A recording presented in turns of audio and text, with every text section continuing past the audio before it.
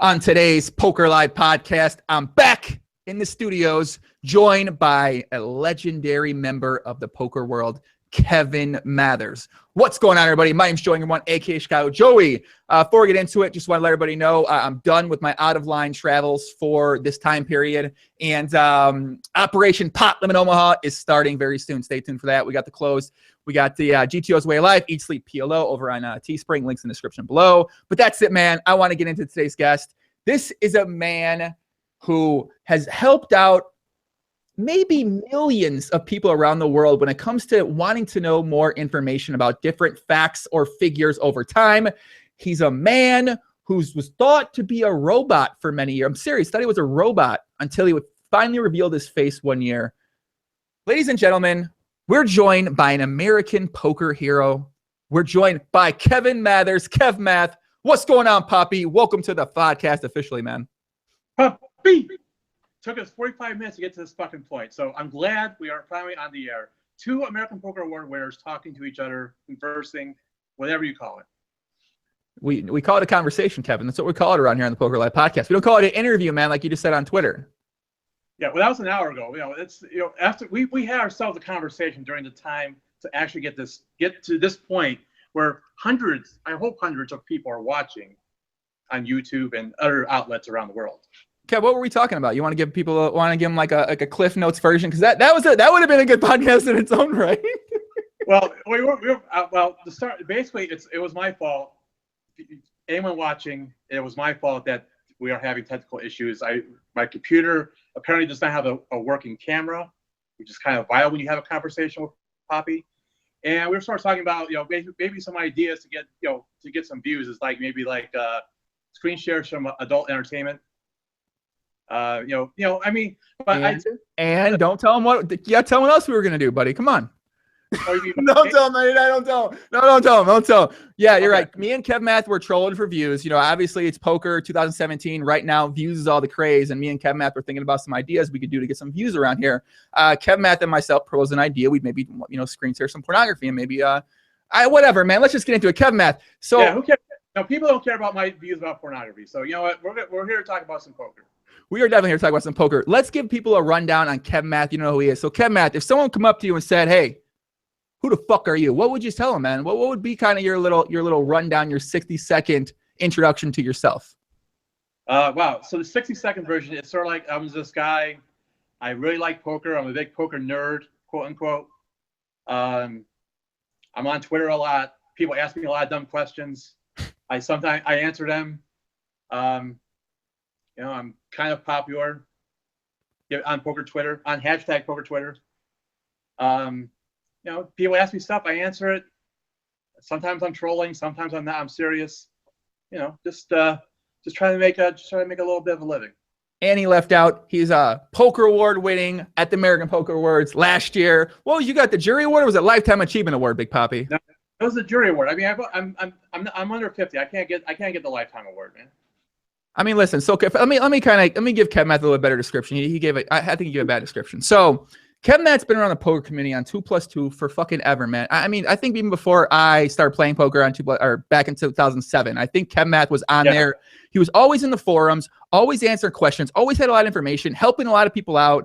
Obviously, Twitter comes along. Now people send him all his dumb fucking questions, and he answers all them there too. Then he started working more on official capacity. He's been at the World Series of Poker. I think I saw him. You've been there. How many years have you been in the World Series of Poker, Kevmath, working out there? The WSP, not full time, but since 2011. Well, I was at the 2010 November 9 final table, but actually full time was 2011, and a few years was full time. But I've been there every year in the summer since 2011, and I will be back, of course, this year full time. And also, Kevmath works for Pocket Fives right now. And if you ever see him at the World Series, he's a tall guy, man. So I feel like I'm pretty tall. But Kevmath, how tall are you, man? Every time I see you, I'm like, man, there's my boy Kevmath. He's always got a hat on. I've never seen him without a hat. He's the phone. Someone buzzed me, and then so here I am without the hat. I got all this hair, whatever.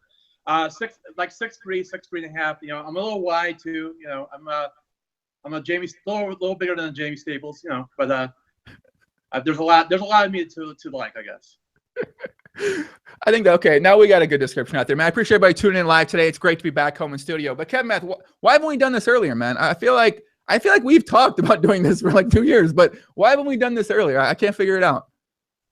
I don't know. It's kind of. I mean, I think we talked about last year when we were at the APAs, and I don't know. It just, I guess it's sort of something that sort of like is an extension of like, you know, when people like had never met me before. It was sort of like I had this sort of fear, I guess, or something. I don't know. It's yeah, we should have done this like a year ago. I don't know. It just like we sort of talked about it, and then it just sort of like disappeared, and then, you know, you hit me up on the DM. You slid in my DMs last week and asked me to be on the show, and I said, sure, I'll be on the show, and here we are. That's it, baby. I just slid right in there, huh? Slid in, introduced myself to you, gave you a nice glass of wine. I said, hey, come join me on my show. And you said, let's make magic, huh? Exactly. I love it, man. I like it. Kevmath, what's your role for Pocket Fives right now? So you used to work for Bluff Magazine. Bluff Magazine, rest in peace. Obviously, they're not existing right now. And a couple of you guys went over to Pocket Fives. So what's sort of your role right now over at Pocket Fives? Well, my official title is community manager at Pocket Fives, and that's sort of a wide-ranging role. You know, it's a bit of forum stuff. It's a bit of the social media promotions that we do. I sort of handle like the mail and, you know, support. It's basically a bunch of roles all wrapped into one, and it certainly takes up quite a bit of my time. You know, doing all those things for Pocket Fives, and then I have that, and then I got my own Twitter, and, you know, it's sort of it can be a bit taxing at times, just trying to get everything arranged. Yeah, so it sounds like, obviously, I don't know if Twitter right now is paying you, get you making money from Twitter. So I would imagine most of your focus is going towards your job at Pocket Fives, and that might explain, Kevin, why I mentioned this to you. I mentioned this to you before. We've been seeing a little bit of malfunctions. I don't know, man. I didn't see you get a wrong answer for like 45 years, man. And then I feel like I saw a wrong answer. You even called it out. You said, man, that's a wrong answer. I couldn't believe it. I didn't even know you got information wrong, Poppy. I got to say, I was pleasantly surprised to see that you were an actual human being and not a robot.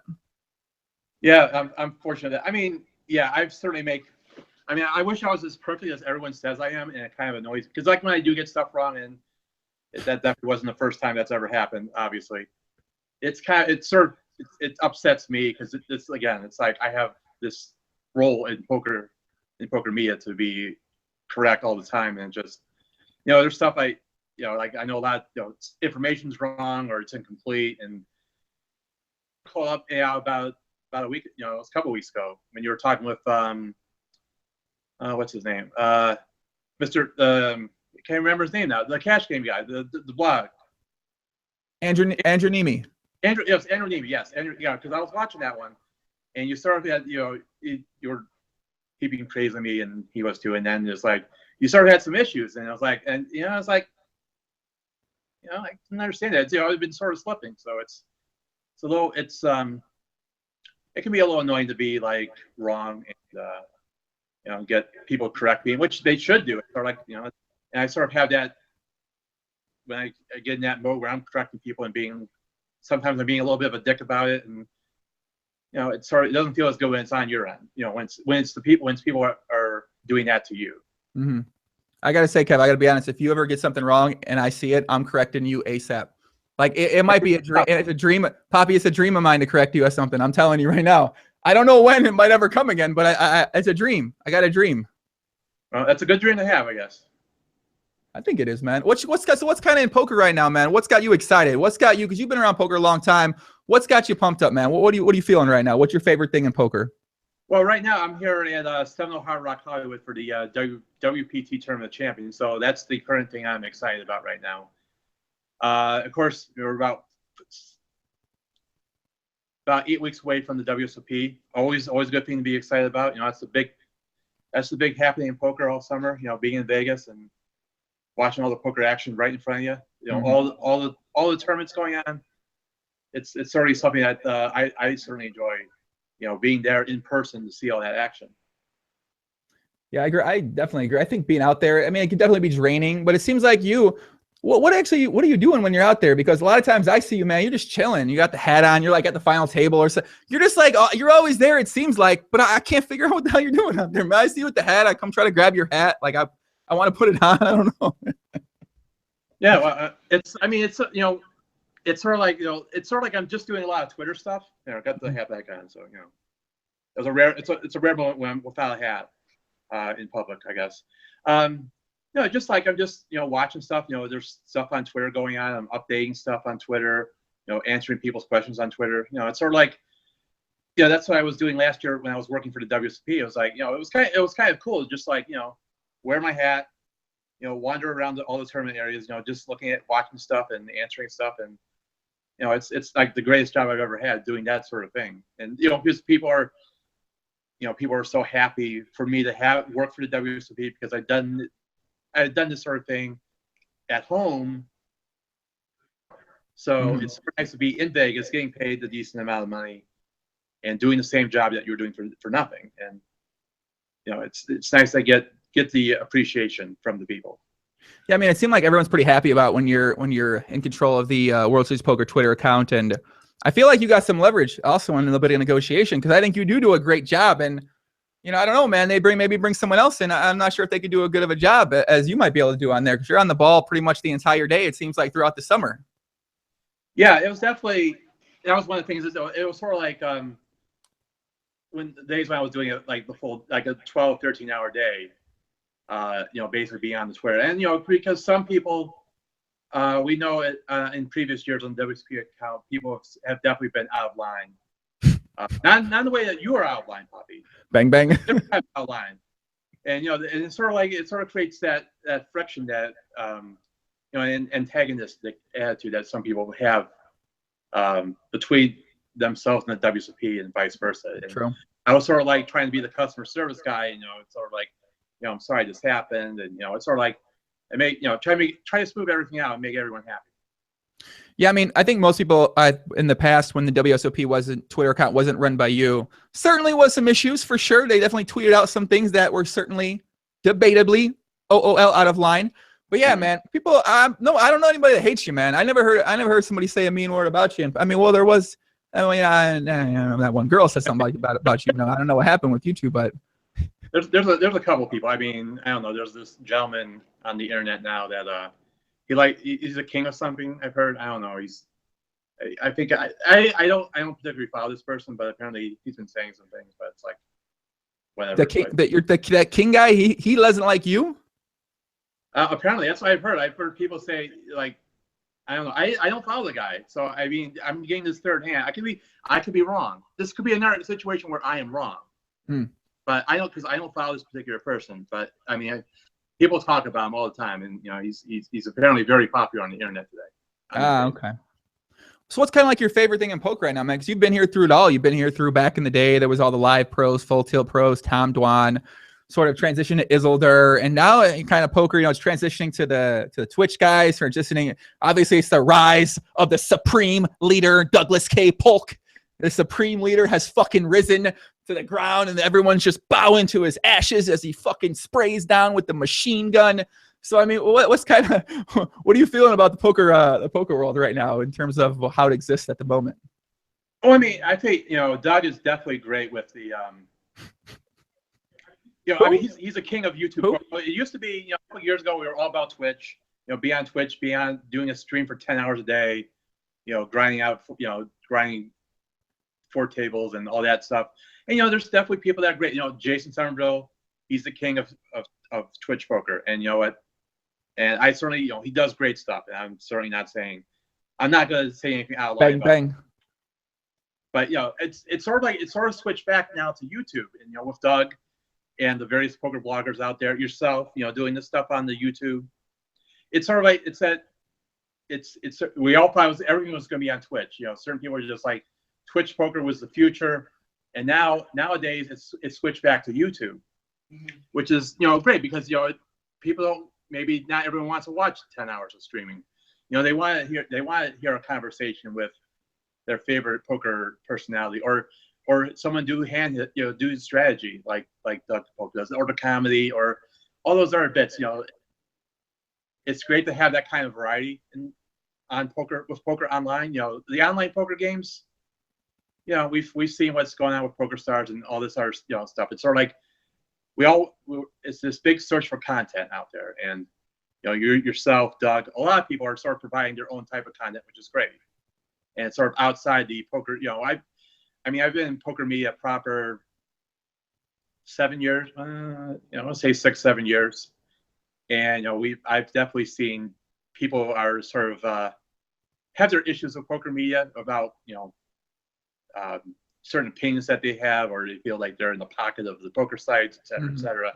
And so it is good to have something outside of that people can consume, like I said, the various YouTube and Twitch that's out there.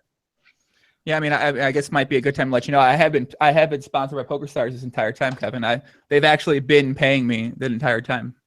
Really, I'm stunned. I saw this announcement that you made April 1st, and I was stunned that you were in the pocket of PokerStars. I almost said some out of line things about you on the Twitter, but I saw the date. I figured it out. I put 2 + 2 together, so to speak, and I came up with 5. It's pocket 5s, and I figured you're working the audience, and that you did a great job of that. Thank you, my friend. Yeah, I put that on April 1st. I said PokerStars sponsoring me and sponsoring the podcast. So, but unfortunately, that's not the case. I mean, but I feel like you're right. In the way that that media has sort of transitioned now, it's transitioned to more people who aren't necessarily in it to get a sponsorship. They figured out ways to make money from doing this, whether it's through poker or whether it's through some other different ways. So instead of having to rely on that sponsorship money to be able to create and do what they do, they're now able to sort of have a little bit more free reign of what they might say. And I think that's kind of what you're seeing now. And yeah, I mean, I enjoy the poker content out right now. I've kind of always enjoyed the poker content. It's just transitioned over time. So I guess I'm pretty excited to see what comes next. So I don't know. I feel like YouTube's making a rise, Kev. I feel like YouTube poker now with all these video blog guys, and it just seems like it's coming. And I think we're in the beginning of it right now. Yeah, I would definitely agree with that. It's the past year or so, year and a half. It's definitely YouTube poker has definitely been on the upswing poker, that is. Bang bang. Bang bang. You got all the puns, kid. I'm working on all the puns today, Poppy. I don't do these video interviews often, so I got. You don't do what? I don't do like video interviews that often. It's a conversation, Kev. Conversation. Yes, I'm sorry. Damn it, Poppy. I'm sorry. It's a conversation. Conversation. Me and you. It's just me and you. We're just no one else cares, right? It's just you and me. I'm sitting here in this darkened hotel room, all by myself.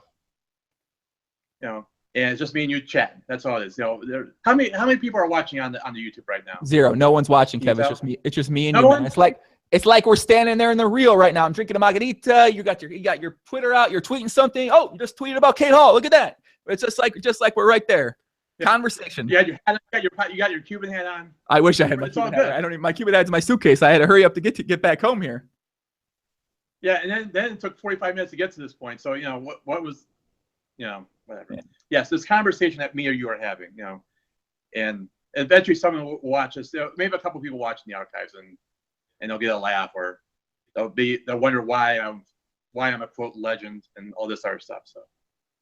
We'll see. Well, hopefully I can get to that quote legend status during the conversation. I mean, listen, dude, you've literally helped out like hundreds of thousands of I want to choose my word wisely here.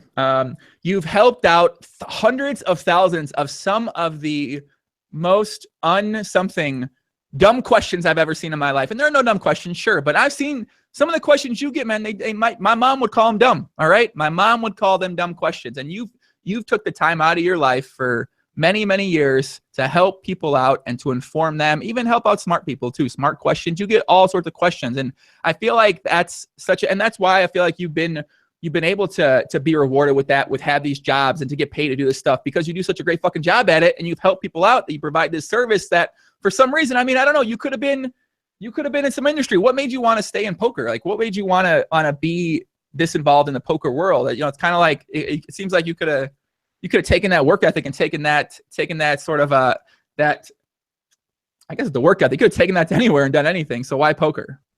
That's a good question, because I sort of like started out in the good old, before I got into poker, I did a lot of customer service stuff, and being a customer, working in a call center, and it's the patience that I developed there, it really helps me in poker, especially on poker Twitter.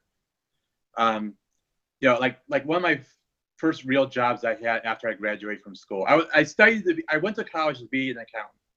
I went the community college route because I'm a really a chronic underachiever, and I've sort of maintained that throughout my life. It's just sort of like I sort of went like from here, and I went like this, but it's so like everything's like here. So I'm like, I've always been, but I sort of self-sabotage myself in a lot of ways, because of I just felt fear of like success, I guess. But like one of the big jobs one of my first real jobs I had was working as a relay operator. And for those that don't know, which I assume is a lot of people, basically what I would do is I would help the hearing impaired and deaf place phone calls to people who are hearing. So I would be that intermediary, the middle guy, the guy in the middle. Say intermediary. I can't even say that fucking word right now. Whatever. Bang bang. So I was the person in the middle between the hard of hearing person and the hearing person. So, they have their little device that they type it. The deaf or hard of hearing person, they have a device called a TTY. So they would type out their stuff, and I would read it to the hearing person, and then whatever they said, I would type back to the hard of hearing person. And there's definitely, when I would work an 8-hour day, it seemed like half the time the hearing person would have no idea, because these people are calling into a business. They're trying to order a pizza. They're wanting to call a cab. They have set appointment, and it's sort of certain people were just not willing to do anything with these people with the hard of hearing. So that was definitely, I did that job for 5 years, which there was definitely a lot of turnover in that position when I was working on it in the late 90s, early 2000s. I think with technology these days, it's sort of a little better because you can sort of do the video calls, and there's a lot of other ways to communicate. And so I did that for 5 years, and then I did a couple other jobs, and then just sort of like poker was there. I started I was like in the news groups, early 2000s. There was the big group on the internet was called rec.gambling.poker. Mm-hmm. This was before 2+2. It was just like 2+2 was just like a website, and then they eventually got a forum, and I joined them in 2002. So I've been there. I've been a member of 2+2 for almost 15 years, which is kind of, when you think about where they've been, 2002 is free moneymaker. So it's sort of like they went through the boom and the bust and Black Friday and all that stuff. So it's, it's kind of weird that just sort of like, I kind of stumbled into poker, to be honest. Just like something I would gather information, and eventually, I developed a reputation on 2+2. And then when Twitter comes along, 2008, 2009, and then I just sort of hopped onto that, and then just the rest is history. So you've been on 2+2 since 2002. That's a long time. You and Mason? Are you and Mason Malmuth friends? My buddy Mason. Shout out to Mason if he's out there watching. Much love, Poppy. Be chatting with you soon. I haven't. I guess we're friends. I mean, I've had lunch with him a couple of times. Back when I was a moderator there. He's a very intelligent person. Social skill. I mean, again, I've had very limited interactions with him socially. Okay, he can sort of have that. He has a certain attitude that probably rubs people the wrong way, like Brano and various other people. But he sort of does his things his way, and he feels that's the right way. I mean, and you've talked with him. You've had him on the conversation. I'm sure he's. I'm sure that was. I mean, I think I remember watching it. It was a couple years ago, right? I had him on twice. We chatted a bunch offline too. I mean, I like Mason, man. I don't know. I feel like I can understand why some people, hey, I don't know. I like a lot of people, but I like Mason a lot too. I was trying to think, man. I couldn't think of two people. I mean, Mason's married, so this ain't gonna happen, of course. I couldn't think of two people I'd rather be at the strip club with, just to see what that would be like. With you and Mason, man. I just want to see what that'd be like, man. I want to see one night, please. Mason, can we do it? This summer, please. I don't know about that. I mean, if it was you, I would personally like Sklansky and you in the strip club. I think that would be views. Me and David Skalansky in a strip club. Yeah, because I mean, we've heard the stories. Dude, he's a crusher. He's an legend crusher, man. I don't know. He's like a beast.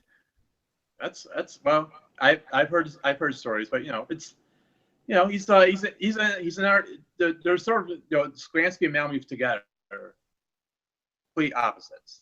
I mean, Mason's so straight laced and conservative, and David's definitely doesn't seem that way. Maybe that's why they make such a good team, man. Maybe that's why, because they've known each other for a long time, and I get maybe it gels together in some capacity there. Yeah, exactly. So let me, guys in the chat, man, hold on, man. Let me get some shout outs. Happy Face 615 says, I'm here for the shit. You guys, Kev, you want to give a shout out? Who's watching out there, man? Is Adam watching? Who's Lance might be watching? I mean, with the situation, I have no idea. I'll give a shout out. Adam Small, Pocket Fives, my boss, the president of Pocket Fives, Lance Bradley, editor in chief. I'm sure that hopefully there's other people watching on the Twitter that are following. I can't see who's conversating back on me on the Twitter because I'm staring at my phone to talk to you and converse. So I hope there's hundreds or even 1,000 plus watching at this moment. I would be happy. I'm hoping that's what's going on here, Bobby. Technically, they watch it back on replay, Kevmath, but I guarantee you it'll have a few thousand views. That's what I'm hoping for. I just want to get, I was actually gonna say this at the beginning, but then we had all these technical problems. So my goal for this conversation was whatever the worst conversation that you've had on the podcast, I'm hoping to beat that. I don't know what it is. You've done about 300, 400 interviews, conversations. Maybe I don't even know. That's a great question. I'm not sure. Maybe like 200. I think you did like 200 plus last year alone. Yeah, you're right. I've done a lot. Yeah, it was like you did like one every 3 days, or actually it was like 100, whatever. But all the conversations that you've had, I'm hoping to be above the worst one, at least one above. I don't know who your worst interview is, and I'm not asking that because that would be out of line. Obviously, bang bang indeed. And I'm just trying to, I just want to be halfway decent. Because like I said, I don't do these video things all the time. So, it was sort of like that sort of thing was sort of one of the things that sort of held me back from actually, it sort of created the image that I was a quote robot and just some person who was just in hiding somewhere. And it took me a while to get to the point where I could actually put myself in front of people. Yeah, I mean, I guess that makes sense. I think a lot of people are like that, though. People are like, just for whatever reason, people grow up and they don't necessarily have that same confidence level when they deal face to face with a person, just for a number of different reasons. But they do have that confidence when it comes to being on the internet. I feel like you've used that though for positive. You actually provide valuable and positive information, whereas a lot of people, instead of they just talk shit, they're really negative. I feel like you're not a very negative guy. I mean, I've never seen you very, very negative guy. Maybe when it comes to like one thing, but I haven't seen you be very negative at often at all, man. What thing is this? You're probably right. I mean, the one thing I was always saying is I am really negative towards myself. Oh yeah. That's like, and I mean, that was the thing, is like, I was just so conscious of my image, of how I would be portrayed when people actually met me. And it's sort of like, it took me until 2010 to get to that point. And I was been, doing all this stuff for like years. And I was just like, and it got to the point where I had to act, if I wanted to get an actual job in poker, I couldn't just hide in Syracuse in my mom's, up in the attic or in my mom's house forever. And it took, and even like that urge, it was just like, I still couldn't do it. It was like, it took me years. And it was just like, and then I got to the point where I just said, fuck it, and just going to do it. And then, I got to at least do it. I at least got to try. And if it fails, then, I'm done. And then I'll just go on the rest of my life doing whatever. So what happened when you did it, though? It says, I'm guessing you did it and you met some people that really liked you. You met some people that were like, man, okay, it's nice to finally meet you in person. And you probably realized, like, hey, wasn't that bad. Yeah, it's like that. I mean, there was definitely that was a very good thing to do, obviously. I mean, I think the point is, like what you're saying is, it usually doesn't take people until they're 40 to figure that shit out. They maybe, it's, some people are like early 20s, maybe by 30. I mean, they sort of figure out, you got to sort of apply yourself. And I mean, again, this sort of doesn't help that, because I didn't really do poker stuff until like 30. Right. So, I mean, I sort of had that disadvantage. But I mean, I was actually talking to a few people yesterday. I was here at some Hard Rock, and it was like, I can just imagine if I had like done all this stuff, like gotten out in public in the poker boom that is.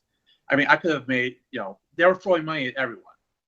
And that was the good old. I got into this and on the other side. I didn't get, I wasn't smart enough to figure out in 2004. Maybe you could make some money on this. I waited until just before Black Friday to figure out, hey, I can make good. I can get paid for doing all this stuff. Right. Yeah. I mean, I think that's a lot of people. They wonder, why does Kevmath do this for free on 2+2 all day long when surely somebody would pay for this service that he provides. I mean, hey, yeah, it makes sense though. It makes sense. I did. I turned. There was definitely people who would offer me to do stuff, and I would say no. I said no for a lot of things, and again, because I was just so negative on myself. Because I sort of realized I have certain limitations in regards to writing and a bunch of other stuff, and it's just like, if I did and failed, and then it would have crushed me. And I didn't want to get to that point where I got crushed. And it was just, right. Again, it was like, I wasn't like really working, and I was just like, you got, just do it. And it took me, I figured it out eventually, fortunately. But then, like I said, 6 months later, it's Black Friday, and that's like, just complete. But I'm sort of like, I've managed to survive past that, and still have a job in poker media, which is pretty cool. I mean, it seems like things are going pretty well now in terms of with Pocket Fives. Then we get the World Series of Poker, and is it are we on an upswing? I mean, are we going on a mini upswing here? I feel like we may have been on a little downswing for a bit of time, but it seems like now there's some more things happening. Obviously, we got the GPL, the Global Poker League, Alex Dreyfus, of course, and we have I feel like WPT Deep Stacks making a bit of a run. Poker Night in America growing itself, Live at the Bike growing itself. I feel like we could be on a little something here where things are coming back up. Yeah, I mean, it's definitely in the live arena. It definitely seems better than it has been in the past couple of years. Online poker has sort of been the down, Poker Stars, Maya, that sort of thing. And then, we're seeing Party Poker, we're seeing 888. They're sort of getting to that live arena. They sort of see they're smelling weakness, and they're trying to strike. And that's good. It's good to have more. There's more poker out there now than there has been in the past few years. There's definitely a lot more live stuff that's out there. And is the market set? The problem that we're having right now, we could have is that it's too saturated. And we have all these tours out there. You have your deep stacks, you got your circuits, you got your HPTs, you got your MSPTs, you got all this stuff going on around the world. And we got all this stuff out there. And it's just like, is there enough players to support all these things? And I mean, it is going to be a bit of a survival of the fittest type of thing, and we're going to see eventually, some stuff's going to fall away, and we sort of may need that to happen to help keep the game going in a sense. I mean, that's sort of like, that sounds like a more rake, saying more rake is better for players, but it's sort of, you sort of want. Hey, what did you just say, Kev? You said hashtag more rakes. You said you think people raise it. I'm just gonna raise that. That's all I got. You want to raise the rake? Is that what you're trying to, Kevin? You want to get hate thrown your way? Talk about raising the rake. Well, I can go lie in bed and say that. Maybe that'd be better if I just lie in bed and raise it and more rake. It's not my bed, by the way. It's, I love how maybe like 100 people are gonna get that, but they're gonna laugh fucking hard at that because no one got it, but I got it instantly, and that was funny. Thank you, Kevin. I can be funny sometimes. That's the thing. Like the past couple, it's serving. Again, just so like people would think I'm a bot and all serious, and I've been trying for a couple of years to try to be funnier, and because I can definitely be sarcastic, and I think that's definitely something that has sort of come out the past couple of years, is being sarcastic and maybe not being as customer service friendly. Right. But I try again. It's sort of like I can sort of do that on at Kevmath. At WCP, I can't really. I can't really do that sort of thing. So it's like I can call a certain person. I can say about a certain person poo, or I can call someone else pookie. I can sort of do that sort of thing on my account, at least a little bit. I can't go full heel. That's not gonna help my brand. I've got a particular brand to protect here. So, and it's a way to keep me in business. I mean, I think you have to be sarcastic to deal with a lot of people. Like, I mean, I feel like my sarcasm game now is just off the charts ridiculous because you deal with so many people who are like saying things from a interesting viewpoint. And like I said, you get a lot of these things, and sometimes you just gotta be a little sarcastic to them, and you want to fuck around, you want to have fun. I think it's having fun, but at the same time, some people find it mean. So I'm sorry if you find my sarcasm mean. I apologize.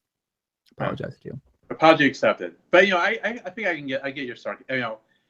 I think I get the sarcasm. I think I get it I think I get sarcasm most of the time, but there's definitely times when it's sort of like I see something and it's sort of like kind of critical, and then I sort of get all upset with myself, and it's sort of like. But sometimes I fall for the bait a lot. People are like is there a live stream question? I usually fall for the bait. Especially WSP time, I will fall for it every time, because I'm not. Especially if it's someone I don't know. If it's someone I know, I can sort of figure it out. But you don't know if that person it's their first time asking me some sort of question that maybe they could be able to find themselves. But yeah. Listen, when people ask me an obvious question, I say, hey, why don't you channel your inner detective? Why don't you brush up on your awareness scares? Why don't you grow your EXP level in this role-playing game known as life? Why don't you fucking figure out the answer for yourself, man? That's what I like telling people, Kev. Can I borrow? I agree, because when I get like the same question 4 times in a row, that's sort of like, dude, it's like that's the point where I go to Twitter. I say twitter.com/Kevmath, and then just go to the fucking timeline and read it. But I've answered this question. It's sort of like it can just be. It's kind of mind blowing. Certain questions that people will ask me, and it's like I've answered it 8 times already, and within like a 90-minute period, and it's just like, what the fuck, what the fuck? Just like read. That's why. I have this inner dialogue with myself sometimes where I just like I think these incredibly negative things to say to people, and I don't hit the tweet button. I just and then let it go and move on to the next one. We gotta get you a book, Kev. I know a book for you, buddy. We'll calm this anger down, my friend. Attitude is everything. We'll calm this anger down. Kevin, we'll get you breathing deep, breathing out, and we're gonna be calming down from these dumb questions you get on Twitter all the time. Listen, if I got the questions, I feel like I'm a calm guy, Kev. You can put me on your account for like 3 days. I'm gonna be losing my. I'm gonna be, you know what I'm saying? Like I think it's gonna. First, because it's just, I mean, it's like people like when I would do stuff when I was in Atlanta, there would be stuff like at the Rio. They were in the Rio poker room themselves. They couldn't ask someone. They're asking me in fucking Atlanta to get their question answered that I have no way of getting. They're like 20 feet from the answer. They ask me, and it's like, dude, what the fuck? I'm 1,800 miles away. You're right there. Just ask someone. Yeah, I've always actually thought you kind of enable laziness in the poker community. I certainly, I would certainly agree with that assessment, because I mean, there's definitely a certain amount of laziness in poker, and I'm lazy myself. I can definitely. Bang, bang. Oh, definitely bang bang. It's I'm certainly lazy myself, and I just like But I mean, I sort of have some initiative. I mean, I'm not exactly the most healthy. I'm not the healthiest person in the world. I mean, I don't have a weight loss bet with someone. Kev, no, hold on. There's a thing in the chat right now. Prop bet. Kevmath and Joey within 1 pound, same weight in 1 year. I'm in. Can we do it? I can't get down your way. You're not going up to me. It'll be me going down to you. I'm going up. No, I'm going up. I don't think we can get up that high. That's the thing. I don't think you can do it. What if we can get Perkins to give us 50-1? I don't have you gonna front the 3,000? I'll front the 3,000. Yeah, why not? Come on. You take 3,000. I'll just you get 120. I get 30. Is that fair? Okay. I mean, I think what do you weigh right now? What do you at right now? I'm at about 185 right now. You only have 2,500. I can put up whatever you want. What kind of split you want to do here. No, I don't know. I'll have to admit. Oh shit! That's not what I want. I was like, I just closed the conversation right there. So no, this is not a this is not a serious offer, Bill. If you're watching, if you're watching the archive, this is not a serious offer. I'm not trying to get on the prop bet thing. My boss Lance, he has this $8,000 shirt bet with Antonio. He's got another 3 months. He's got to do it. Mm-hmm. Yeah, he's wearing the same shirt for a year for $8,000. He's got like 3.5 months to go. So I'm not trying to get on that. I'm not trying to get on the prop bet bandwagon here. But we all know that you are the king of the prop bets. You could, whatever it is, you could do it. Whatever prop bet. I'm going to whatever weight you're going. I'm going to whatever weight if we make this bet. Whatever I gotta be, Poppy. 275. I'll be 275. I'm not losing this bet. 275. I wish I could get the 275. I'm not close to 275. It's a fucking year. We got a year, Poppy. Man, come on. Yeah, we'll get in the food. Man, we'll do it. We can do it. This is the laziness thing. So it's sort of like I'm be too lazy to lose the weight. I would sort of put everything on you. What? Come on. We got a friend for you, Poppy. Come on. I just couldn't. I just don't have the discipline. That's the thing. That's sort of that's what I'm trying to say here. Excuse me. I don't have. I mean, I could probably lose a little bit of weight. I know I definitely need to lose a little bit of weight. Like I said, I'm a little above Staples. Jamie, not Ryan. Obviously. I mean, when I see those two, it's like. I know they're only losing 3,000 to get 150, but it's like it seems like all the emphasis is on Ryan to get closer to Jamie than Jamie to Ryan. You think? I mean, I think you would agree. Technically, his name's Matt Staples. I'm sorry. I apologize, Matt. What is happening with you right now? Well, they're malfunctioning already on the podcast. You literally malfunctioned on the podcast. See, there you go. See, I said something wrong. Look at that, right there on the fucking podcast. You fucked it up. See, there you just call me out. I deserve it. No, I think his name is Matt Staples. I'm pretty sure his name is Poker Staples, PA. Matt Staples, PA. I thought that meant Pennsylvania, but apparently it's personal assistant. Okay, whatever. But Matt, I hope you and Jamie get this figured out. Get that. Again, it's like you have to get to within a pound of each other a year from now. It's not like at some point during the year. That's Bill Perkins may be like the king of the ultra high prop bet. You've got this, the book stuff and the PLO stuff and all that sort of stuff that you've done successfully. But like Bill Perkins is at another level. Listen, man, if Perkins wants to make me an offer on a prop bet, I'm willing to talk. That's all I'm saying, Kevmath. Because you're going to win. Doesn't matter what it is. You're going to win the prop bet. Whatever he's offering, I say it's 100% certain you'll win. Thank you. No matter what it is. Appreciate that that's kind of self-confidence I have in myself when it comes to a prop bet, man. I don't know. I'm ready for a prop bet. Yeah, I don't have that confidence in me. Now watch, I'm bet there's gonna be some tweet from Bill Perkins in the next 2 days that he'll try to do some sort of wacky prop bet with me. I think. I could be completely wrong again. It'll be twice in like 2 minutes, but we'll see. Yeah. But you know what? I would pass it on. Let you have the fun. I do not know if I do not want to get to like 245 as weight. I don't know if I can get up there in 1 year. What am I? It doesn't have to be a weight game bet. I mean, look, whatever. You'll find some prop bet to win against Bill Perkins. I'm gonna lose, Kev. You can't lose. You're Poppy. We're hustling for action, Kev. Come on, Poppy. You got to teach you the hustle, man. I mean, my arm hurts, my shoulder. You know what I mean? My shoulder, like sore. You got to hustle him, Kev. Come on, man. Who we got in the chat, man? Wait, we got some shout-outs, Kev. Hold on. Who we got out there, man? Patrick Knight, what's up, puppy? Who else we got, man? Daniel Hernandez, what's up, Daniel? I saw my buddy Drew Amato out there in the chat. What's up, big guy? What up, my guy, Drew? One of the 12 followers on Instagram at Poppy GTO for myself. Shout out to Drew. Who else we got? Charisma91. What's up, puppy? Casey. Who else we got? I Finger Blast Granny. Man, me too. You ain't the only one, Poppy. Shout out to you, man. Ryan. Screenshot that one.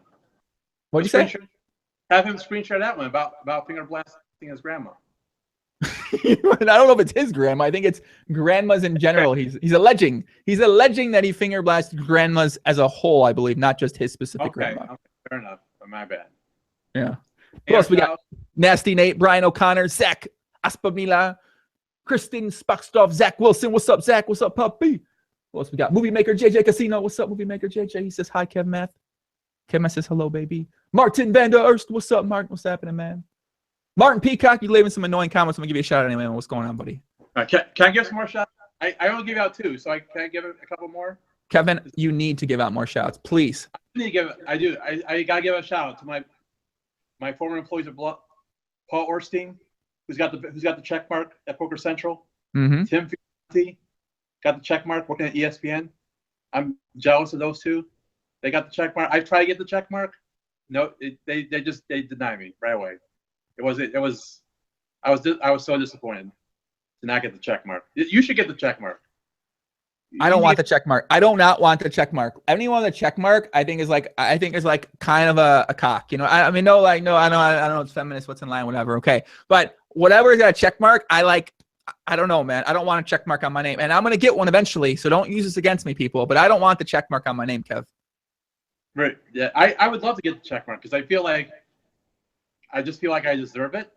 That may be being out of line a little bit, but I think I deserve the check mark, and Twitter just won't give it to me. So I'm gonna try again, probably get denied again, and then I'll be all upset about that. But a couple more shout outs. Who else should I give a shout? I gotta give a shout out to Tatty Tats, Tatiana Pasovich, because she was certainly instrumental in me being to get out of the house, to get out in the public. It was definitely, I gotta give her pretty much almost all the credit, because I did an interview with her, and sort of like that's like everything else came from that. Nice. So, shout out to Tatty Tats. I don't know. Maybe she's watching, maybe she's not, but I certainly owe her like a ton. And and a shout out to what else did I give a shout out to? I got a couple others, but I don't think there's one person.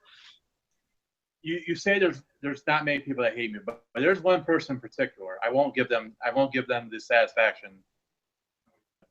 There was a certain person that said some really shitty things about me a long time, and I'll just leave it at that. They were definitely out of line. Where do they work for? How would I know them? It was just some random person. It was he would go at me on 2+2. He would go at me on Twitter, and eventually he decided to get himself banned because he said a bunch of silly shit on 2+2. And so he's sort of someone that sort of motivates me in a way back then. Mm-hmm. He didn't like he didn't like a lot of the things I did because he just thought I was just some sort of hack. But I won't say their name, but I'm sure that if they're listening, they know who they are. So you're saying like what? Like the negative comments and negativity sometimes might actually provide motivation? It was definitely some motivation. And they said like, they were just saying a bunch of shit, just like incredibly false stuff about me. And,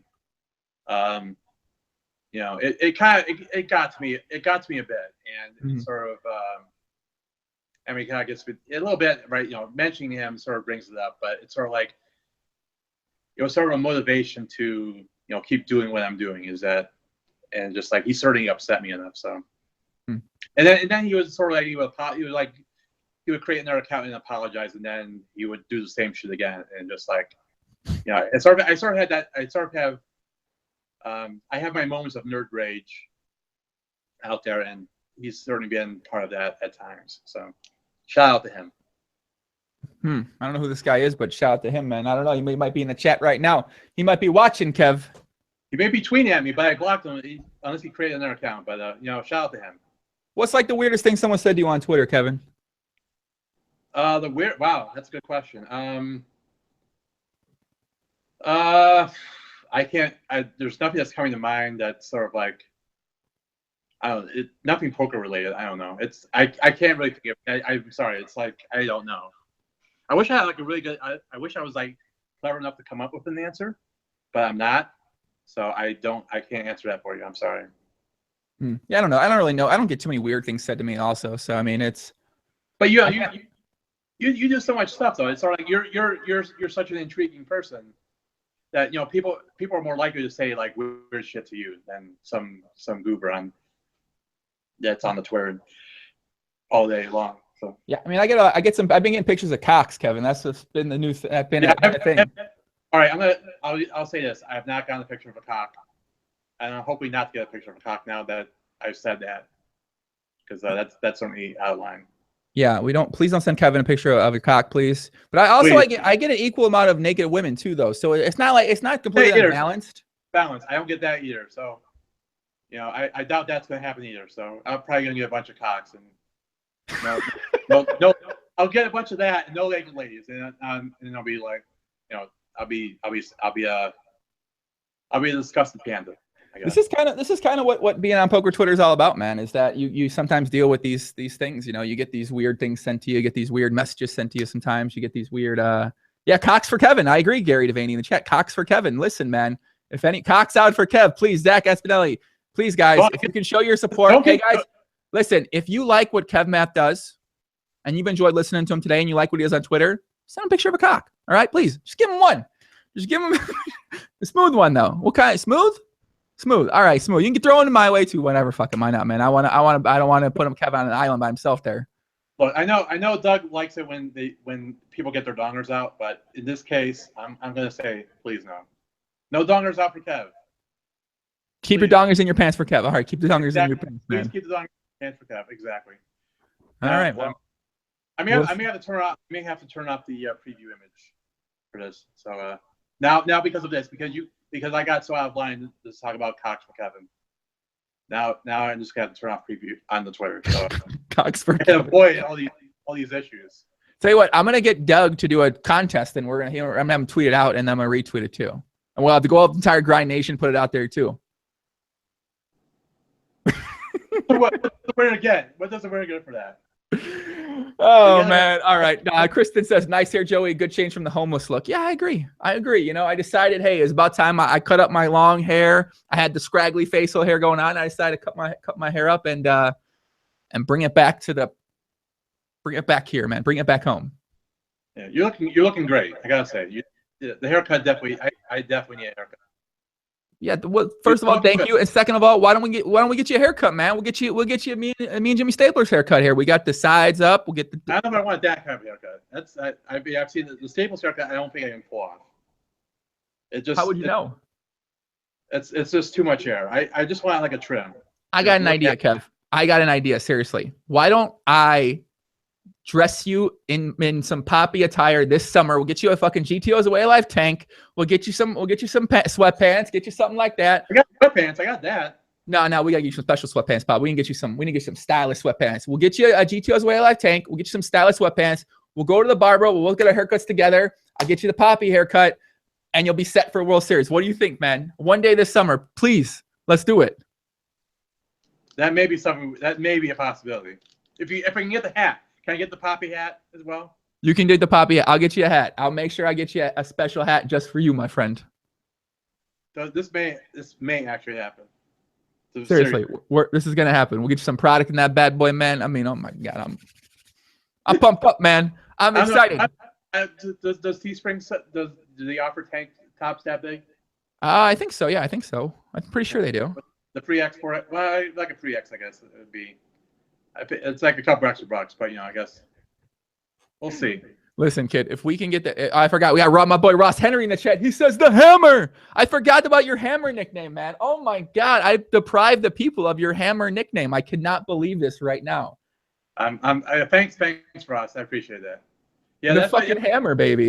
Yeah, that's last year. The APAs you decided, because I mentioned I wear a size 16 sneaker, and when you heard that, you immediately dropped Hammer nickname on me, which is so far from the truth.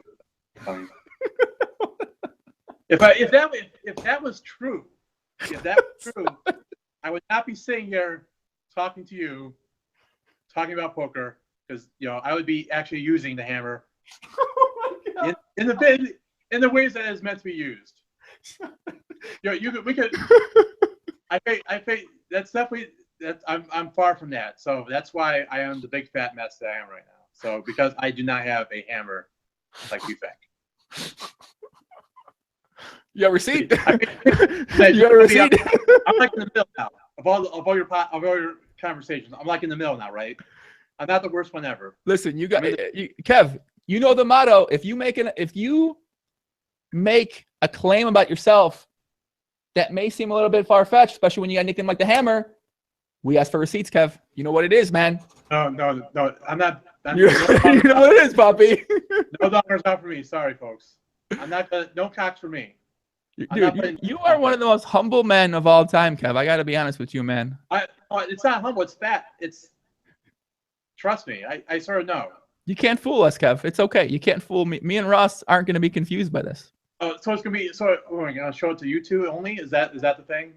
Like we If go. you We like, go with. sure. No. Is that we go out in the back somewhere? In the back, in the house. We good.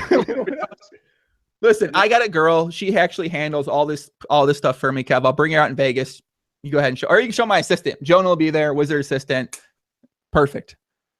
That'd be something for him to do. Be 3 guys, a girl, and me. Is that what you're saying?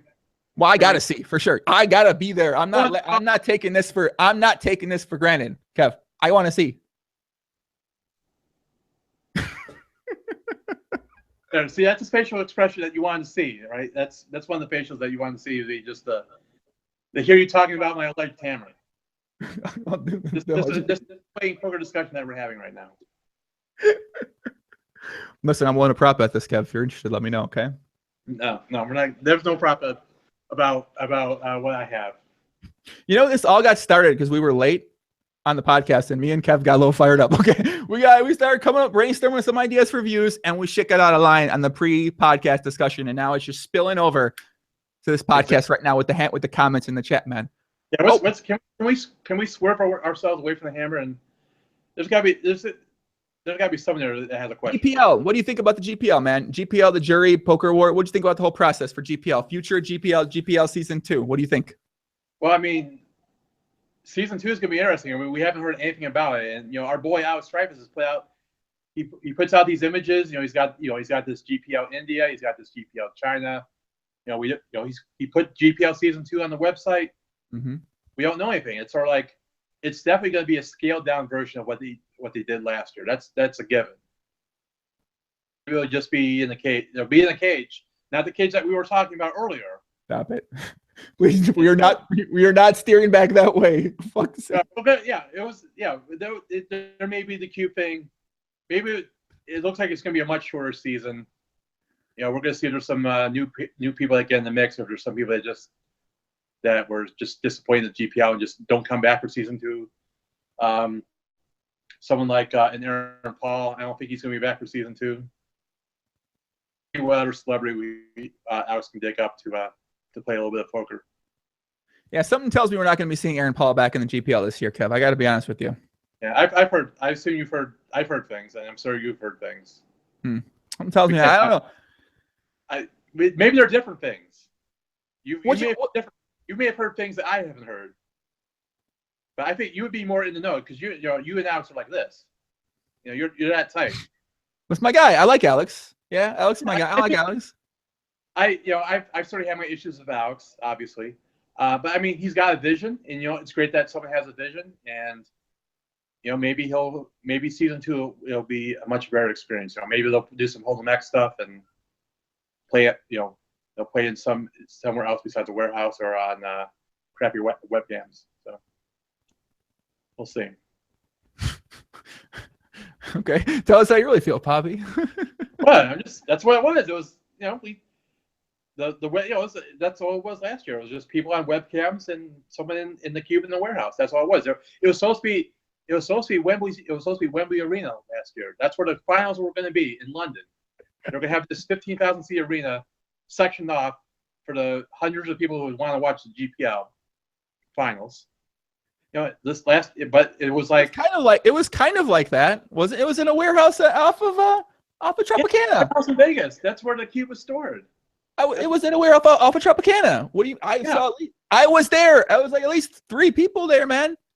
There were 7. There were 7 people there that day. I watched. There you go.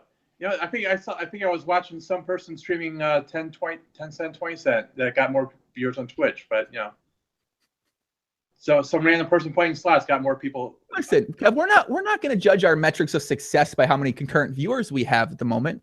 All right, We're gonna Okay. judge our success by I don't know How for much GPL. I get don't from know. Chinese investors? How much more money we can get from Chinese investors? Is that the metric? I think so. Yeah. I mean, in business, what is business? Business about make. I don't know. I don't actually know what their metric is. It's the entrepreneur life. That's what we all want to live, right? Maybe. Well, you want to live the GTO life. And I think you're doing really good with that. Alex is going to live the entrepreneur life. I'm going to live the stay on Twitter all day life, and have conversations every once in a great while. I like that. I mean, I'm personally living the OOL life out of line. That's my life. I don't know, man. I'm like, I just embrace that life, man. It sounds like you're not a big fan of GPL, though, my friend. I wouldn't say I think the concept is fine. I think the idea of the GPL is fine. What they did last year probably wasn't the GTO way to go about doing things. Mm-hmm. The season took like 8 months, and it was like, it was way too long. And I think Alex realized that pretty quickly. And we're going to see, that's your boy. That guy's thinking like Lincoln. Tell me more. You like GPL last year? Why not? Like it, Kevin. Why did you not watch the GPL last year? I watched some of the GPL. I watched that final match. That was exciting. You like the final match with Las Vegas money makers were the champions this year, Kevin. Did you like that? They swept the Berlin Bears, right? Yes, right? They swept. But you know what? Our success this year, Kevin, could have been better. But next year, we are going to make a change in our priorities, and we're going to make a improvement in the GPL. I wish you bonjour, au revoir, Alex. Thank you. That was Alex Dreyfus, guys. Thanks you to AD for stopping by here briefly on the podcast today, man. Let me get some questions from the chat, man. What do we got in the chat, man? Let me see some questions. Ask Kevmath his sickest live experience, George Van Zandt says. Wow. I think sickest live experience was, I would say, it's probably not really a good one. I think the first time I ever cashed, and this is going to sound really lame, but it was the first time I ever cashed in a poker tournament. And I went to Aussie Millions 2012, and that was like, I made a final table in this, and it was a 500 Australian dollar tournament. I won $6,000, and I was like, it was sort of like I was like an in between period because I had been let go from Bluff earlier in 2011, and I was sort of like in the middle. I wasn't really doing a lot of stuff, and it was just like going to Australia was like, I figured like this was gonna be my one opportunity to go to Australia and do all, just to actually be like outside the US, outside North America would be a better example. And just to have that experience, I figured that was gonna be like it. Mm-hmm. And then, and then I got rehired by Bluff like a few months later. But I would say at the moment, that final table experience in Australia was my first live cash, and it was just like having like a $5,000 cash chip in my hand was like, that was like pretty cool to me. And I was like, yeah. I mean, I guess second would be like playing the main event. Actually, 2015, I played the main event. Mm-hmm. Made day 2, which is the only time I ever did it, and I did the shuffle up and deal on day 2. I would say overall that's probably my sickest experience to do that, because I'm in front of like thousands of people. The shuffle up and deal, the start play, and to do that on day 2B, I would say that was the sickest experience I've had. Was that the only year you played the main event, or did you play another year too? I played it 2012, which is where that picture was from, that your wizard assistant took. Mm-hmm. 2012, 2014, 2015. 2015 was the only time I got to day 2. Casey said, what is Kev's favorite and least favorite interaction in the poker world? I mean, I guess do they mean live or just probably live, I guess, maybe. I mean, I've been fortunate enough not to have had a bad experience in person that like someone was like upset with me. I mean, I've definitely had my share of awkward moments with people because I'm just that socially awkward.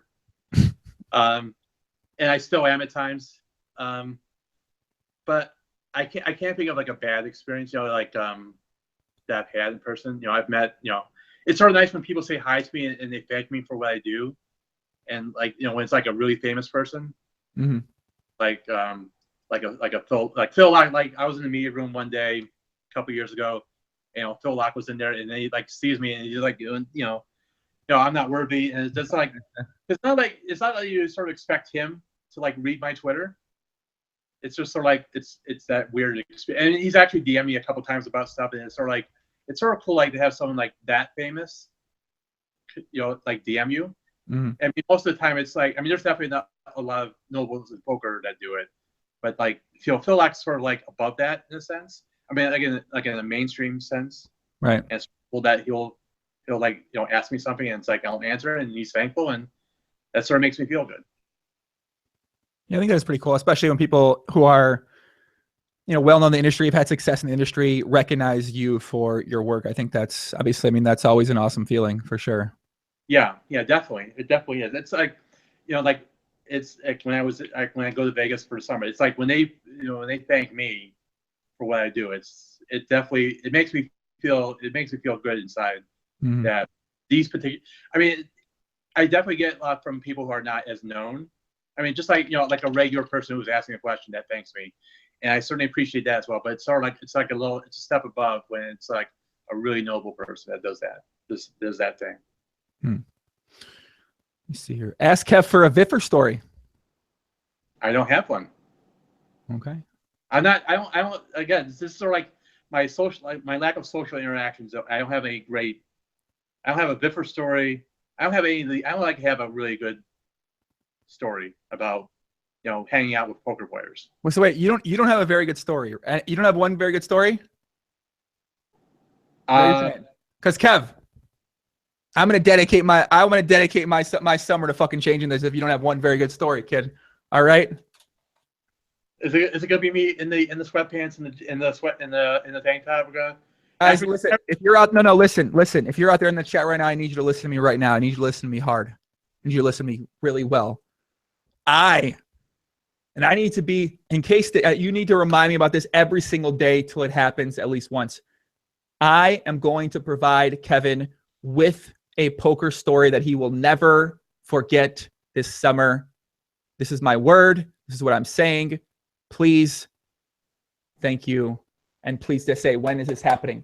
Because it's going to happen this summer at the World Series of Poker. Unless Kevin big times me and tells me no. Otherwise, I'm changing it. I'm giving him a fucking story.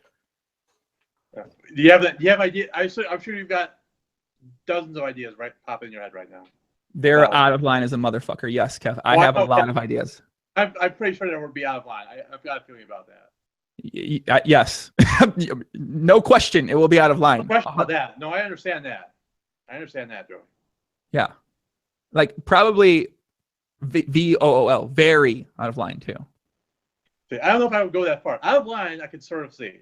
Out of line, I don't think I have an issue. It sort of depends on how out of line, but we'll see. You like to drink, Kev? I do like.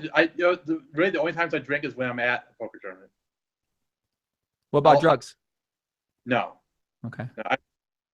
No, I'm not. I'm that square. I was never cool enough to take drugs.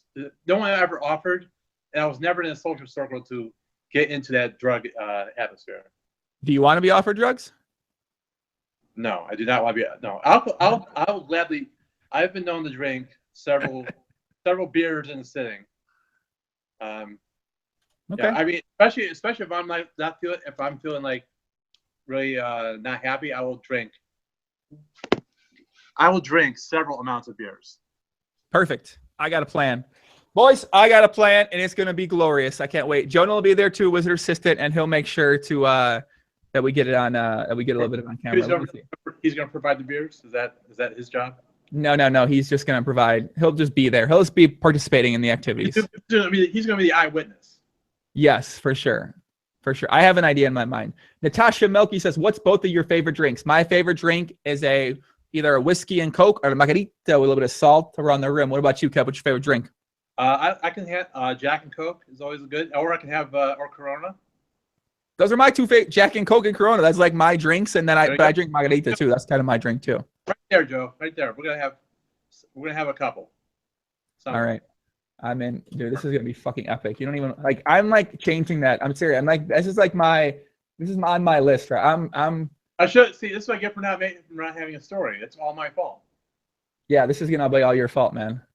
It's gonna be. How do you feel about blondes? What's that? How do you feel about blondes? I don't have a dislike. Okay, perfect. So that's it. Is that how you're gonna try to see the hammer? Is that? Oh no! Bang bang!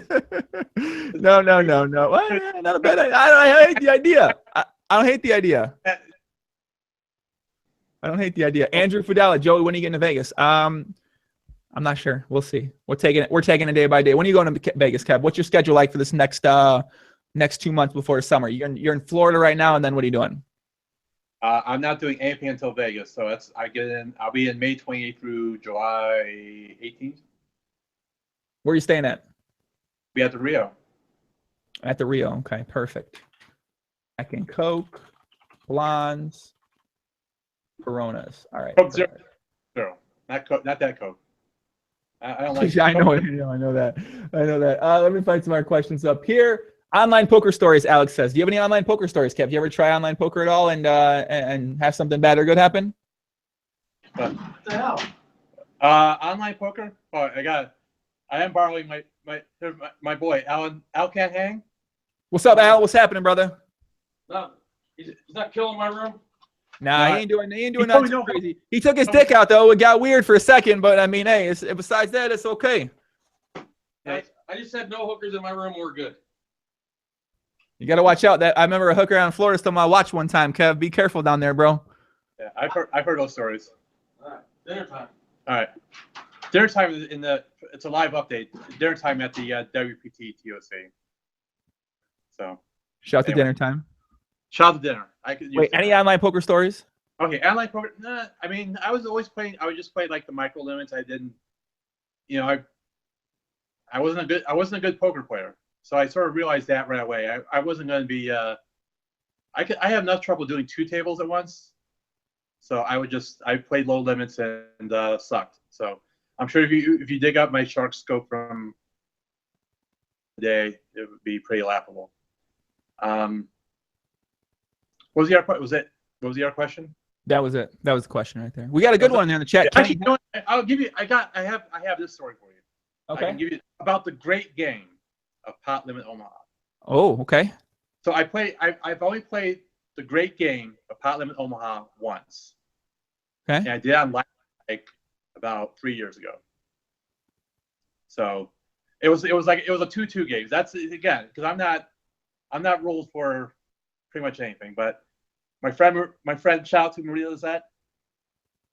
She was writing she was doing the live bike stuff back then. So I decided to play 2-2 PLO.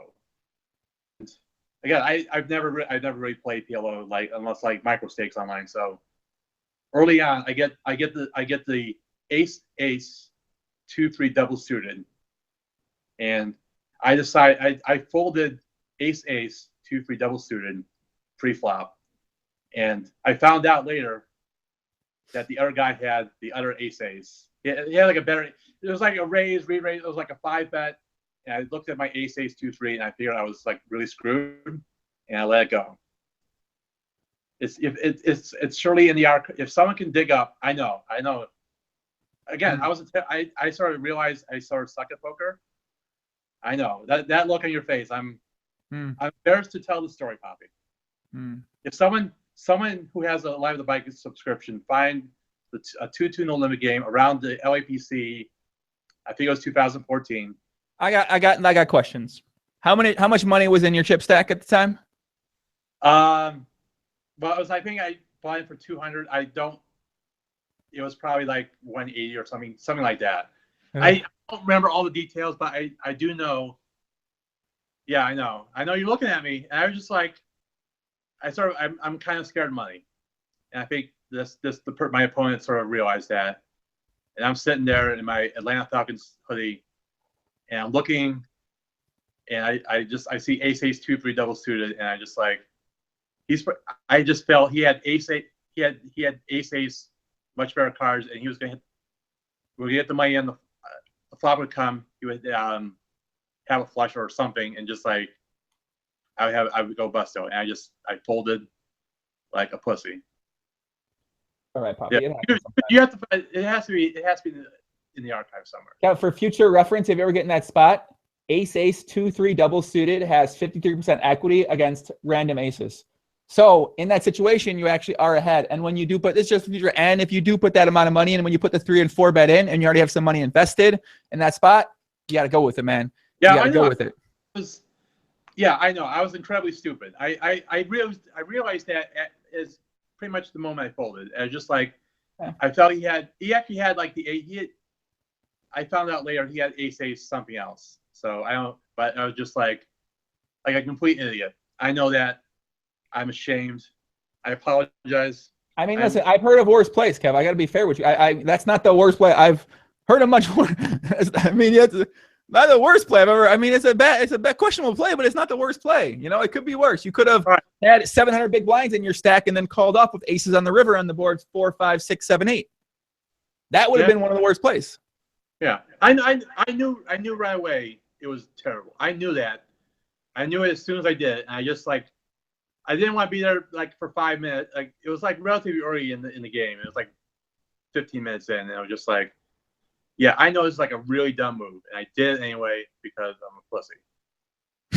And I did. Eventually, I lost those two. I lost that 200, then lost another 200, and just like I did the walk of shame from the game. Well, actually, you know what? This brings up another story.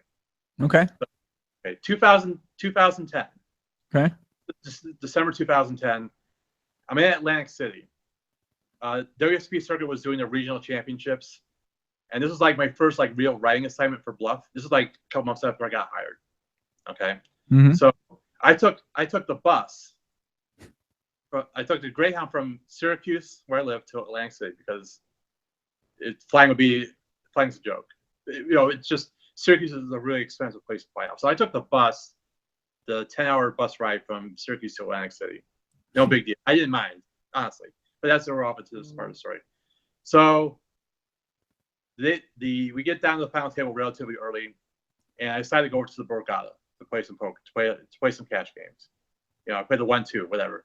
So I took the jitney from I was at Harris, Atlantic City, to the Borgata. I finally get in the game. First hand I play. I get pocket aces. And I had a couple $100 and, you know, do the raise, re-raise, all that stuff. Flop comes jack high, more bets and raises. We don't get it all in somehow. Somehow the two of us don't get it all in. And eventually I lose. The guy had jacks, flop to set. So I had like $40 left, whatever. So the second hand, I get my rest of my money in with a straight and flush draw, lose. After that, I get up and I walk from the Borgata. And again, this is like almost Christmas time. So it's like, you know, snow on the ground, whatever. So there's like, I think at the time they had a field, like between the Borgata and Harris Atlantic City. I walked through that. This is like midnight in Atlantic City. I walked from there because, again, I'm stupid. Or a lot of the time. So I just walked back because I was just like so depressed. I just walked back to Harris Atlantic City and went to bed and just contemplate why I even bother sometimes. So listen, man, you remember I made a tweet the other day. I said eat, sleep, and then play all day, win 3 buy-ins, and then lose it the last hand to fun player Fred, man. That's how it feels. Then go home wanting to die. And believe me, we've all been there, Kev. I didn't even get to your point. I got one buy. I lost one buy-in. I didn't even get up. I just lost. And then did the Kev, listen, that is one of the most relatable stories ever told on the Poker Live podcast right there.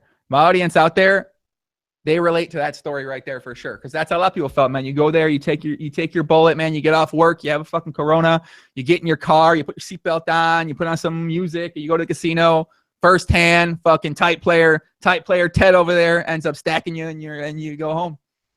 Yeah. I don't have experience with the car thing because I don't drive, but yeah, I get the point.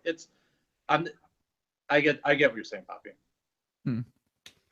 All right, let's take one more question. We're gonna wrap it up here very shortly with Kev. Kev, you got an Instagram? You got Snapchat? What you got? You guys, when you got one of those social media platforms, you got a brand, right? I have Snapchat, but I don't use it. It's at real Kevmath because someone took Kevmath. Maybe when I'll break out the Snapchat for the WSOP. You should definitely do that. Me and you in tank tops out getting kind of out of line. Yes, et cetera. that should definitely be on Snapchat. 100% correct. Yeah. I'm sure that'll give me. I'll get some followers then. I will 100%. You will 100% make. I will. Yes. I'll get more than 2 followers, I guess. I don't even know how many followers I have because I have Snapchat, but I've never used it. So we'll see. Well, now's your time to try. Now's your time to try, Poppy. It is my time to try it. Maybe I should get out of line before that, and maybe I'll get close to how many followers do you have on Snapchat, Poppy? I don't know. I don't use Snapchat that much, buddy. I don't know. I mean, there's a couple. There's some. All right, but I just want to get to like half of what your sum is. It's got to be at least 100. Because you're a very popular person. Yeah. You're very. Try to be. You're a cool guy. Thank you. We all know that. There's a reason that you're doing the podcast, not me. You're a social guy. I'm not a social guy. You could be. You got to practice though, man. You just work at it. You keep doing it. You keep doing it. You keep doing it. You get better and better. Repetition. Yeah. We'll see. Repetition, man. That's all it takes. Bacardi Bum says, my game is like your facial hair, uneven. Listen, I don't know. I cannot grow facial hair on this side of my fucking face. I don't know. You grow a beard? Can you grow my facial hair, Kev? If I decide not to, I could probably grow. Yeah, I could probably grow a beard if I wanted to. It would probably look like a mess, but well, so maybe that would be something I could try out for the summer. I can grow a beard and maybe that'll help me out. What you got to lose, man? I don't know. Why not? I got nothing to lose. Exactly. I've got nothing, so there's nothing to lose. Oh man, Speedy says I was up $2,000 in 510 PLO when I wanted to quit. Only one more hand to come, and I get stacked for $3,000. It was my last money I brought to the casino. Then I left the casino, found €20 outside. I was so mad, I cut the €20 in pieces and walked 90 minutes home. A fucking man to that story, man. One more question. We're leaving that. Can I still buy? You got one? What's that? You got a story? You said you got one more story? No. I said I feel for him. Yeah. Why home for 90 minutes though? I don't know if I can do that. I gotta call the Uber at some point. Yeah. This might have been before Uber. I don't know. Yeah. Whatever. Taxi. Yeah. Kyle says, can we buy Eat Sleep PLO tank tops from the site? Yes, it's in the description on Teespring. Search for Teespring, the Poker Life. Eat Sleep PLO tank tops are still out. GTO's Away Life, of course, as well, too. Last question is going to be, you have a question for me, Kev. You can go ahead and ask me one. I'm going to look for a question here. We forgot more. You got the more rake stuff. You got more rake. You want more rake. Oh, yeah, I got the shirt, #MoreRake as well out there, too. And we got pigeons out there. Got from everything. For right now. Let's see. Limited edition. Stop it. No, I don't like that question. What's the question? Let's see if it. Natasha says, making money live or online poker thoughts. Oh, I can't do it, so I have no thoughts. Like I said, I realized I'm not a good poker player, so I wasn't going to try to be a good poker player. I sort of realized this. If I wanted to be in poker, there was one thing I could sort of do to be involved in poker, and that was being the Twitter nerd, et cetera, et cetera. I'm not. That seems like more of a question for you anyway, because you've made hundreds of thousands of dollars playing the great game of Pot Lemon on One. Allegedly. Well, by the way, when is part 2 coming of the how I may have made $500,000 playing the great game of Pot Lemon on One? Oh, about that, Kev. I don't know, man. I put that first video. I was like, that might have been a bad idea, but it's a great question. I'm glad you asked. Operation Pot Limit Omaha is starting this weekend, Kevin. It will be 60 straight days of the great game of Pot Limit Omaha content on YouTube, on Twitter, on Instagram. And you will be getting episode 2 of Can I Win $500,000 at the great game Pot Limit Omaha very shortly. Sounds good. Me and hundreds of thousands of people are looking forward to watching that video. No, they are not. Definitely not hundreds of thousands of people. Tens of thousands. Tens of thousands. Tens of thousands, maybe. Hundreds of thousands. I'm not Doug Polk, okay? Don't put me on the supreme leaders level. I'm not Doug Polk, okay? I'm just Poppy. I'm not Doug Polk, the supreme leader, Douglas K. Polk. Okay?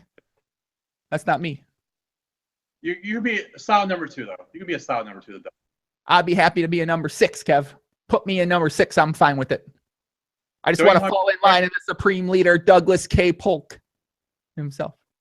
Is his middle initial K? Is it K, actually? If it isn't Kev, it's going to be now. There you go. Boom. The supreme leader, Douglas K. Polk. All fucking hail the supreme leader. Exactly. I don't know. It's a nickname I'm trying out. Last question. Does Kevin choose to mute people over blocking them from my buddy Gus? Yeah, I definitely prefer. There's definitely people I mute. There's certain people I block, but I usually just go the mute route. It just trying to be less antagonistic. You know, there may be something that I may want to hear from a person, but I go mute over block. What do you think about my strategy I did last night, where I unfollowed everyone on Twitter? That's a very bold strategy. I don't know if I can do. I can't do that. But you know, I follow like. How many people did you follow? How many people were you following? I followed 1,602 people at the time. Okay, I follow like 2,300. So I don't know. It makes the timeline a lot less interesting. It's made my productivity levels already infinitely higher. Because you know what? I just feel like there's people I want to follow, but I didn't want to make only some people mad. So I was like, the only way I'm not going to make people mad if I unfollow everybody. Because, you know, people are getting emotional, like, oh, I'm happy, follow me, whatever, you know, woo, woo, woo, woo, whatever, woo, woo, woo, whatever. Exactly. I mean, there's that, you know, it's and like you said, it's worked out for you so well so far. So if it works for you, that's great. I don't know if I can do that, but maybe at some point, if I get so out of line, I may just have to unfollow everyone. Seriously. I think it's like a great next level chess maneuver as well, too, potentially. And not saying that's what I'm doing right now and I only follow Jamie Kerstetter because Jamie's just my friend. But I think it's a good next level move, Kev, when you don't say if you don't follow anyone, and then you meet a girl and you just follow her and you follow one person and it's just her. That's not creepy though, right? How's that creepy? That's love, kid. That's love, Poppy. But Jamie's got a guy. So no, I'm not talking about Jamie. She's just my friend. That was a funny thing. That was just a funny thing. She's a funny girl. You know, I love Jamie Kerstetter on Twitter too. She actually knocked me out of the 2012 main event. Jamie Kerstetter did. At aces to my queens and knocked me out the last half hour tonight on day 1. But I still like her. Up, bro. She's amazing. Aye.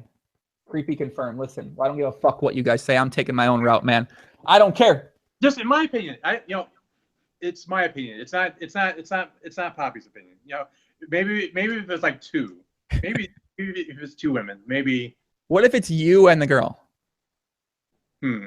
That could be. That's kind of scary. Yeah, it's scary, right? Okay. Why is this guy? Why is he following this guy and me? Look at him. Well, that guy's a mess. So what the hell is he doing? I don't think they'll say that. Poppy. I don't think so, man. You gotta straighten that. You gotta fix that, right? I'm gonna fix that. We'll see. I got some ideas, man. I know. I'm probably gonna regret those ideas. Nah, you'll be fine. I'll keep you in line. I'm gonna keep you alive. You ain't gonna die. Well, yeah, that's key. That's a key to not kill me. I would appreciate that. I mean, 99%, I'm not gonna kill you. For sure. 99%, man. Guys in the chat, let me give a couple of shout outs, then we're gonna wrap things up. Dylan P out there, Ross Duffin. I was not in Sud, but I was in Florida, my friends. When you go to Florida, you get a tan. What's up? It's warm over here now. Charisma, I want to give you a shout out. Natasha Milky, an alleged female. What's up, Natasha? George Van Zit, Gary, Nasty Nate. Be back on Monday with Lex Veldhouse for Poker Live Podcast. Next Wednesday, I'm going to have on a man who's given one of my favorite TED Talks of all time. It's one of the most popular TED Talks for TED. It was a talk on self-confidence. He's an expert at self-confidence. Kev, you need to watch this one. Dr. Ivan Joseph's his name.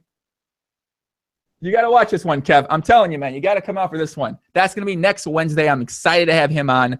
We'll be talking about how self-confidence kind of ties in with poker and the idea of self-confidence in general and how exactly it works out too. So yeah. And next Friday, nope, nothing lined up yet. That's what we got. That's it. Kev, any last parting words? No, I thank you for having me on the conversation. I hope it went well. It seemed like it did. We'll see. Kev, I guess we'll find out in the comments. I don't care what anyone thinks how it went. I enjoy talking to you anytime, buddy. It doesn't matter. That's the thing about my pod, and that's what makes it what it is, kid. I don't, whatever people say, whatever they say, it doesn't matter to me much, man. I like having people on that I like, that I want to talk to more, that I want to get to know, that I want to have a conversation with, man. You know what I mean? I'm not doing this for any other reason besides that. Obviously, I want people to enjoy it. I want to put out something good for the people, but at the same time, I want to enjoy it myself, and I want to make sure the guest enjoys it as well too. So that's ultimately first and foremost my main objective when I do my podcast. I'm happy to have been on the show, and I'm glad you had a good time talking. Of course, man. I mean, I try to keep it in line, so. For now, summertime, whatever. For now. Everything goes. Anything goes in summertime, right? Guys, join me and Kevmath again this summer as we go on a mission to give Kevin one of the greatest poker stories of all time. That's it today on the Poker Live podcast. Thank you for tuning in. Much love. Adios. See you later.